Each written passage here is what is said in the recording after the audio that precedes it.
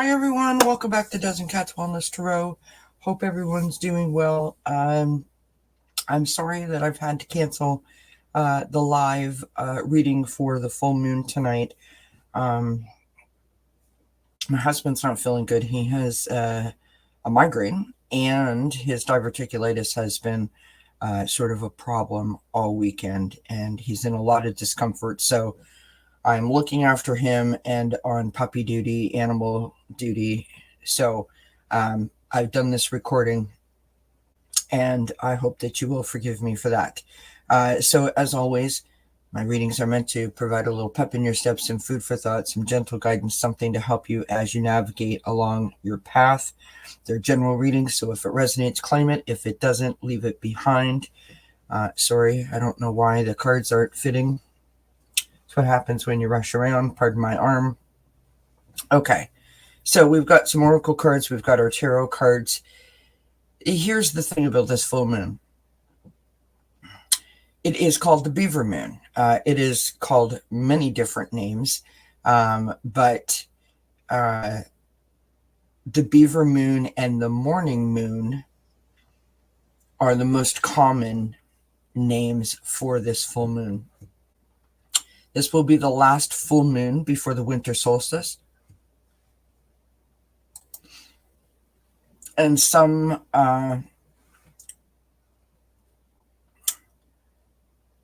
according to some of the research that I did for the full moon, according to pagan traditions, it is the time to let go of past troubles or grief to help look forward to a new season and eventually a new year in the very not too distant future. This beaver moon symbolizes the beaver's ability to be architects and creators of their own life. This is something that we can all learn lessons from, right? So using this beaver moon as a final motivating kind of push before the winter to create this sort of inspired action that brings forth a transformation in our life. It's asking us to figure out what, using the beaver terminology, right, the dams that we need to create to stop negative energy from draining our sort of spiritual journey, to identify and mend any cracks in our foundation that will help us create a more stable, secure, and contented feeling. Just a note to remember that beavers stay active all winter long, even when the ice covers the water's surface. So we're not going into any kind of hibernation mode here with this beaver moon. We're actually sort of taking notes for inspired action. The full moon hit its peak at 4:16 a.m. today, and it's in the mutable sign of Gemini. We are currently in the zodiac sign of Sagittarius. Geminis and Sagittarius share this love of socialization. They know how to have fun and to, have a good laugh, sort of say. So this full moon is giving us permission, asking us to grant ourselves permission not to take things too seriously as we prepare for the coming winter months. There's a T-square that is also happening at this time with the Sun and Mars in Sagittarius, and Saturn is in Pisces. This could add a sort of fast and highly energetic vibe. So keep that in mind as you navigate in terms of communication in all areas of your life. Boundaries may be something that you may want to implement, right? Making sure that you're nourishing your body so that you stay grounded. This is very much a think before you speak kind of moment. So with that being said, let's get into it. We're going to go to the Moonology deck first.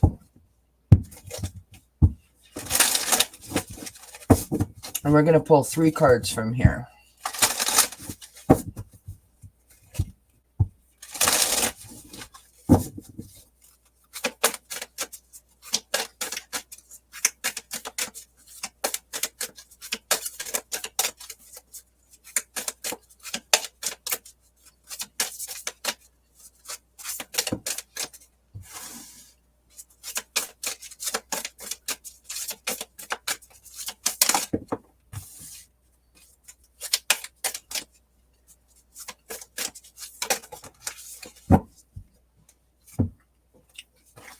All right, so our first card is nothing is yet set in stone. A mutable moon. Meaning we have our free will. We have the ability to change course, to change an outcome, to course correct, however which way you want to say that.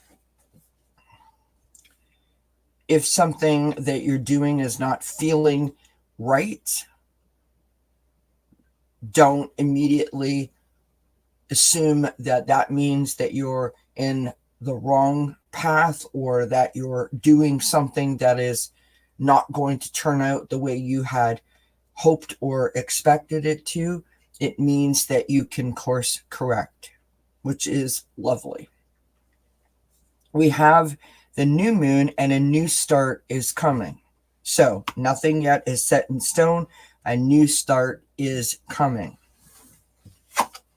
And then we have meditate and contemplate. Again, picking up on that solid foundation vibe that I was talking about, right? To keep ourselves focused and clear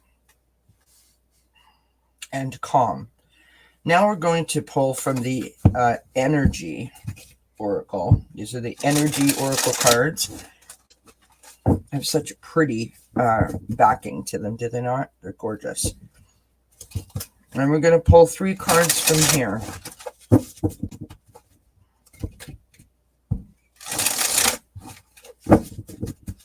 And move these out of the way.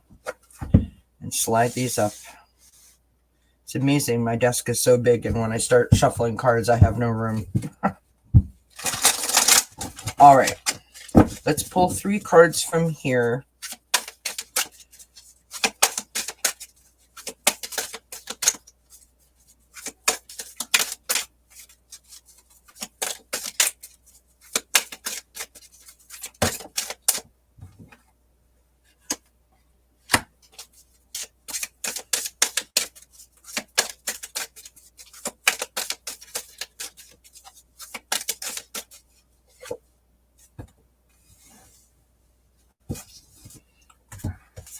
So our first card is financial constraints.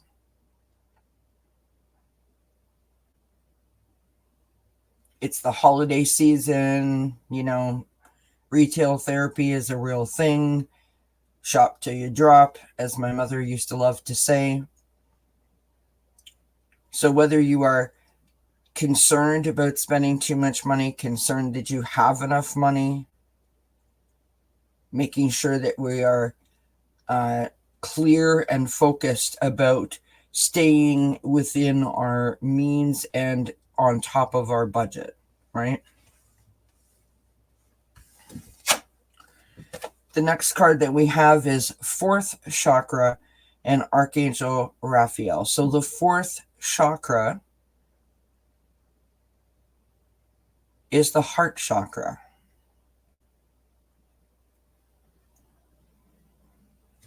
Being true to yourself. How do you feel? What does your heart say to you? And the second card that we have is the second chakra, which is Archangel Ariel. And the second chakra is the sacral chakra.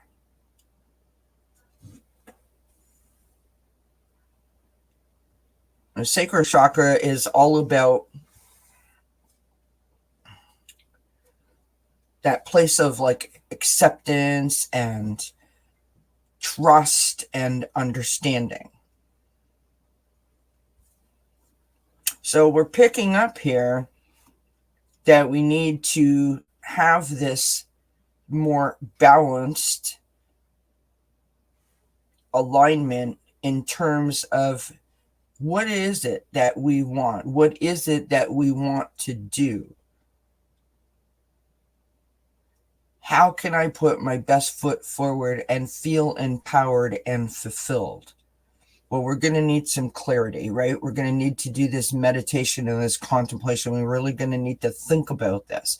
So if you have some behaviors, a pattern, an old pain, a burden that you've been carrying, something from your past that sort of, creeps up and gets in your way, this is a great time to release that. Get rid of what no longer serves you, right? Remember that you have time to course correct, right? You have your free will. Implement the lessons that you've learned and forge forward. We're going to go to the Angel Wisdom Tarot, pull a couple of cards here, and then we'll finish off with a crystal card.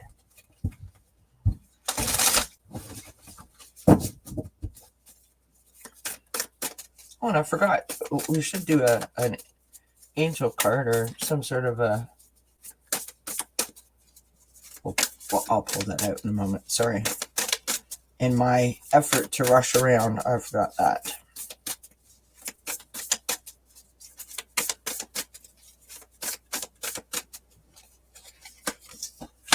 So we've got the Ten of Wands coming out, and I'll show you these once I get them all on the table. But there's that burden that we're carrying, right? Feeling overworked, feeling stressed. The need to bring in some balance. Next to that, we have the Seven of Cups. Choices, decisions, procrastinating, overanalyzing. The need for this clarity and focus, right? We have the Knight of Swords coming out next, being decisive, focused, driven. Keep your eye on the prize. Go after what you want. Tying into these two chakras, as well as this new start is coming. Our final outcome card is the Justice card. And we have the Five of Wands on the bottom of the deck. So again, the Ten of Wands, this burden, this feeling of being overworked and, spreading yourself a little too thin, right? This is the energy coming into this reading. Now we have these choices. I feel like this is, what do I do? Where do I, how do I do this? Right? It sort of feels like a bit like the robbing Peter to pay Paul kind of vibe to me, right? We're just constantly, well, if I do this, then I can change that. And if I move that over here, then I have time for this. But we're not actually doing anything, right? So we're focusing all of our energy on what we could do to course correct, but we're not actually taking any steps to course correct. And in the process of doing this, we have created this feeling of like, nothing's moving, nothing's happening. And the feeling is, I feel quite heavy, like this overthinking. is quite heavy. In a challenge position, you have the Knight of Swords. This is your moment. This is the moment for the new start, right? Make a plan and get after it, right?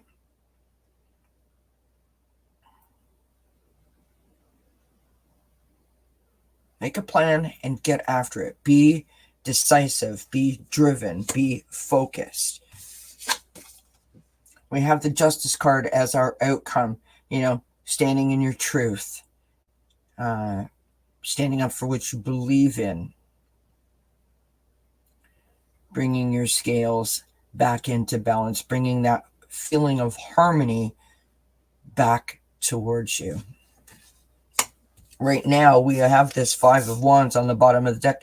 So we're feeling this conflict. It doesn't feel so much like, if I was being honest, the vibe that I'm getting is more like down. Like, I just feel like I can't win no matter what. It doesn't feel like a conflict per se, but it's like an internal conflict where I feel almost like I've given up. Well, there's no point in me trying because I can't move the needle. So it kind of feels like that. All right, we'll pull one of the Crystal Intention Oracle cards.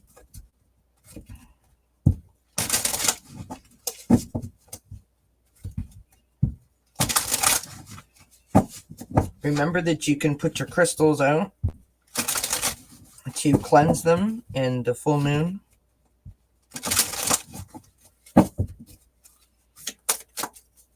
I don't put my crystals outside.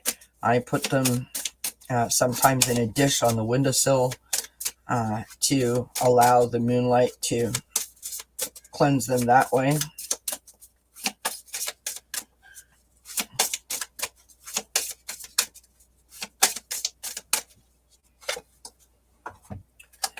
And we have this gorgeous stone of celestite. And on the backside, it says, improve spiritual communication skills, interpret signs and symbols, experience connection with angels and spirit guides, feel serenity and calmness. On the front side, it says, I hear, see, notice, and understand messages from the divine. And I sort of feel like this is tuning in to this meditate and contemplate, as well as this Ten of Wands. The Ten of Wands is opening yourself up to have others to assist you, right? Like, it's okay for you to ask for help. You don't have to do everything on your own kind of vibe. All right, so let us pull an angel card. What angel card will we pull? Where are my angel cards? Let's go here with this one. This is the Angels of Atlantis deck.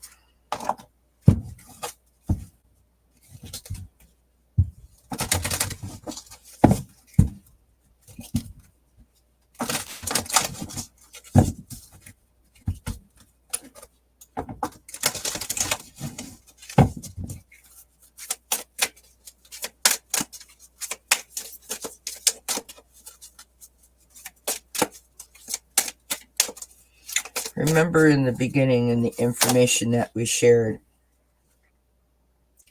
it was about, letting your hair down, having some fun, sharing a laugh, like lessening the pressure, right? In other words, if we allow ourselves to have some fun and lessen the pressure, that allows that clarity to come in and that focus to come in for this King of Swords to really take action and go after what it is that we want, which will in turn make us feel like we are on our correct path, right? It will increase our level of hope and faith and trust, where we feel like our, what we say matters, what we do matters, that we have say, and that we can change, our course, if you will. We have this beautiful, beautiful card of beginnings from Archangel Samuel. And how interesting is it that out of all of these cards that are on here, we don't have a whole lot of purple, except for here in this fourth chakra. There's a little bit of purple here up at the top. But look at that. A new start is coming and beginnings, and both of them are this gorgeous purple hue. And there is a new start coming. The new year is right around the corner. So use this last full moon to your advantage.